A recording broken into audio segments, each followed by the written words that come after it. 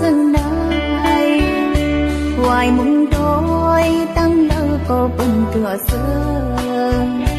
mỹ có buồn hôm mưa trong căn lệ môn ta tô nong nắng xăm mi quay có liền dòng tiền mỹ phận mỹ năm rơi đỏ can một phẩy sùng hiên của em mưa liêu hồ giữ nang nong hậu nên tê kèn cang hám cô cô nang hiến khang là đồ môn âm giữ tên má đạt quam hát du can tên cô đong nang hậu tê rơi hậu tê má trời son phương phơi ban hơn đây ương ta không khuyên đây có nong tình giờ giàu cao yam này đồ sự ca sàn nàng yêu có liều mừng câm đáng tin mà ngầu hơn mình nặng hâu ấy ấm mơ liều dòng tên đi khâu cắt từ khử thầm mơ nỡ tí này có cắt hang con cụ bì một mùi hồng đuông đốt dòng dòng đòi càng đi khỏi giờ bận mi cô yêu chờ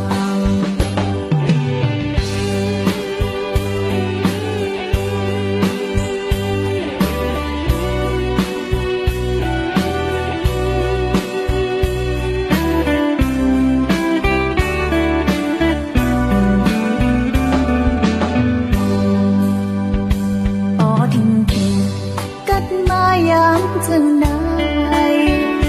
hoài mong đôi tăng lỡ có bần cửa sương mỹ có buồn hôm mưa trong căn lệ môn ta tô nong nắng xăm mi quay có liền dòng tiền mỹ phận mỹ năm rơi đỏ can một phẩy sùng hiên của em mưa liêu hồ giữ nang nong hậu nên tê kèn cang hám cô buồn nang hiến khang là đồ môn âm giữ tên má đạt quam hát du can tên cô đong nang hậu tê rơi hậu tê má trời son phương phơi ban hơn đây ương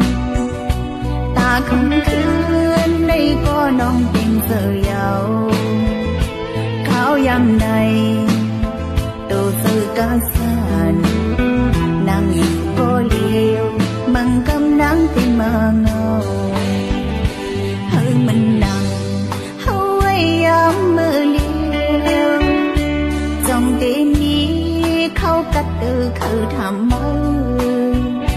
nỡ tí này có cắt hang con cụ bì một mùi hồng đuông đốt dòng dòng đòi càng đi khỏi giờ bận mi cô yêu chờ